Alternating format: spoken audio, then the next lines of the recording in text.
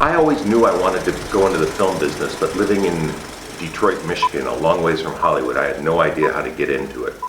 And so when I was in college, my roommate's younger brother made Super 8 movies when he was in high school. And I said, we should make a movie together. So we made a Super 8 movie called The Happy Valley Kid, which I started. And eventually that led us to think we could drop out of school and become filmmakers.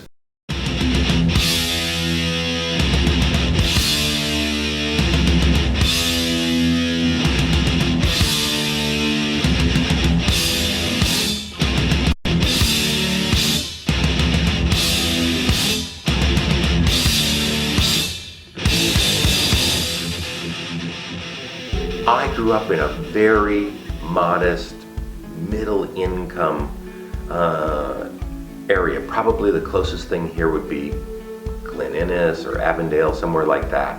On Saturday afternoons, there was a horror show I always used to watch, trying to see if they would scare me. I did see some really scary movies at The Thing, and it scared me. Probably those influenced later my love of that adrenaline shock that horror gives you.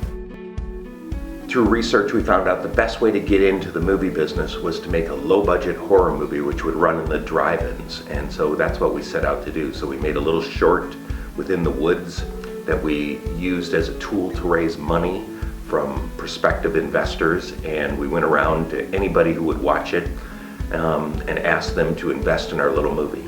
And with that little short, Within the Woods, we were then able to raise $100,000 to go off and make a movie called Evil Dead, which we made in 1979 and have just now remade. Unlike Within the Woods, which we assumed it would be like, it was weeks and weeks of really hard, cold nights, and it was the most physically demanding experience I've ever been part of. And I know Sam and Bruce say the same thing, kind of bonded us all together in that almost army-like experience, or boot camp-like experience, but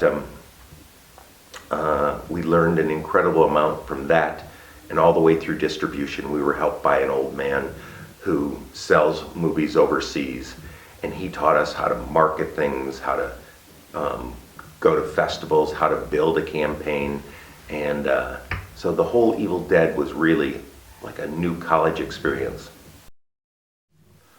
Part of our experience was we made movies and showed them to an audience, and we realized the worst thing we could do to the audience is bore them. So the easiest thing, or the most satisfactory thing, is to watch them laugh or jump or cry. So we always wanted to engage an audience. We were always making entertainment for an audience. It was never a personal statement. It was always meant for the viewer. And I would say that's the one thing that we always think of. What's the audience going to think at this moment? And that served us very well, and served me very well over the years. Sam and I had a dedicated horror film company with two other guys. A outside guy, a guy who's famous for getting the rights and finding movies from overseas and getting them remade in an American fashion, brought us this Japanese horror movie, The Grudge. So we went and watched it one night, and we went, oh my God. I don't know what it was, but it was scary.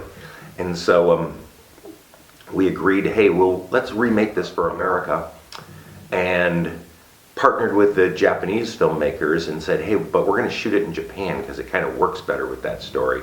It was at a period of time that Japanese horror was the new and innovative horror in the world, and everyone was buying these Japanese movies and remaking them for America.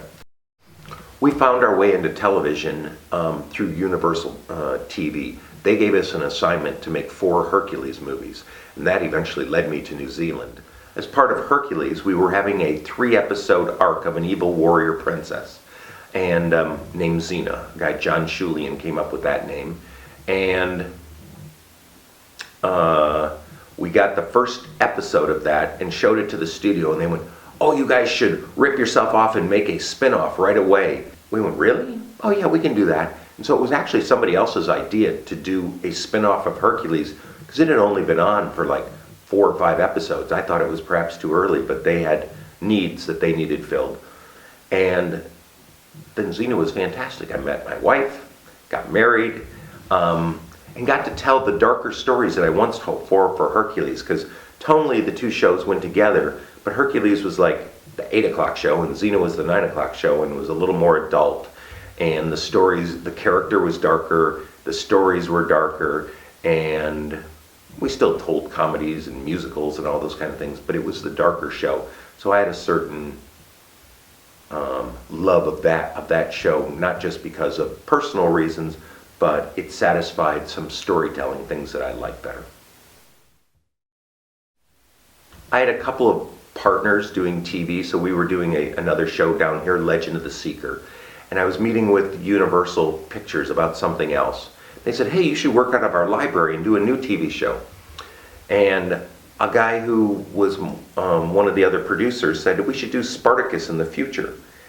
And when he said that, it clicked in my mind. I said, no, we should do Spartacus like that movie that just came out, 300. And I was able later to go somewhere else and sell that show to a premium cable network in America. So it really was, I was inspired by 300. I loved that movie at the time. I thought technologically it was cool. The filmmaker did some cool things. And so we really followed in its footsteps for television. And then I would be remiss not to say that I brought in a writer. I found a writer that I really wanted to work with, the guy Stephen DeKnight. And he was a fantastic writer. He is a fantastic writer. And he wrote really great characters and stories. And that elevated the show beyond 300, beyond Herc and Xena in its own way, to something that was smart. Sam Bruce and I have now worked together 35 years, and so it's like a marriage of 35 years. There's great moments, there's trying moments, but all in all, it's been a wonderful experience. Looking back, there are things that I liked as a child that I found ways to, in my own way, to be part of or recreate the sensation I got from those shows as a kid, now as a producer. The nice thing for young filmmakers is there's always incredibly successful movies in the horror business, certainly, that have no budget, no spectacle, and are just scary. It's a filmmaker's medium.